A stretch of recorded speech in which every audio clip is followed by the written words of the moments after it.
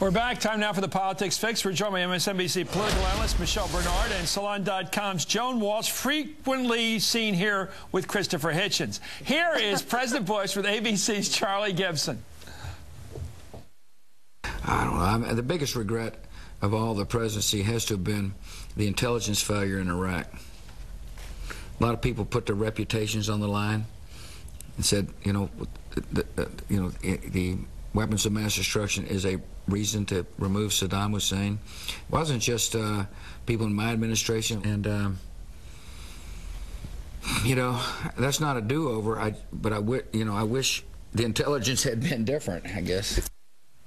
Joan, I'm not sure what the message there is. Is the president saying in retrospect that he would not have invaded and occupied Iraq as a matter of geopolitical policy had there been no weapons of mass destruction? He's saying that that was the single definitive reason why he went into that country and occupied it?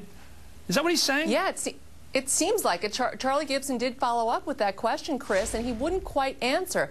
But I just have to say, that is the most astonishing, buck-passing, self-pitying answer I could have imagined. He acts as though the intelligence agencies were some wholly owned subsidiary of some other administration rather than his responsibility. He acts like people outside the administration agreed when he was responsible for pushing that faulty intelligence, for stovepiping it and ignoring everything, that any kind of doubt, any kind of dissent, and really cooking the books in terms of the case for WMDs. I mean, it's scandalous how he seems to be distancing I'll go further than that. I don't think the WMD was the reason we went in there anyway. I think it was geopolitics. Well, I think he used that. He put that together. He had the vice president put it together. They used the British documents, the Italian papers, any kind of any kind of scheme they would come up with. They justified it. They never had hard evidence. In fact, they keep using that conflating term, weapons of mass destruction. If he thought they had nuclear weaponry, if he thought they had a bomb they could drop on Israel or anybody else, they should have said clearly and distinctly. What they did was use phrases like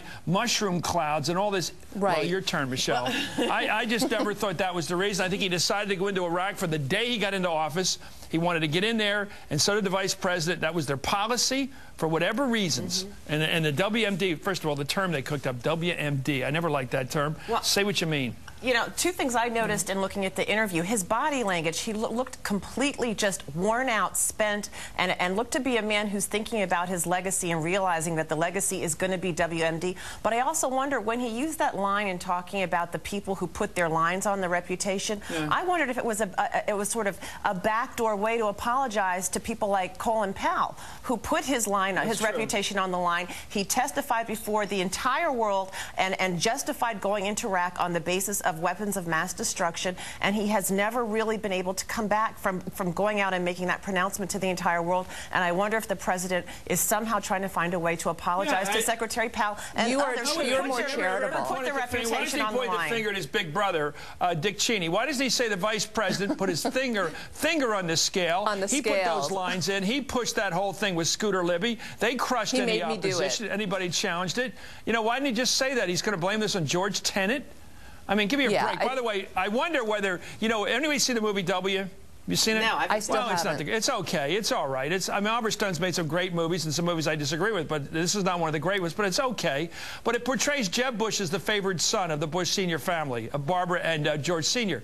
And now we see that he may be running for the Senate down in Florida and may well win that seat. It's a conservative state. What do you make of that? Is this going to be a successful deliverance from the stigma of George W. by bringing Jeb in there, who's got a real mind for ideology, for politics, and who thinks for himself? He doesn't need a Dick Cheney around.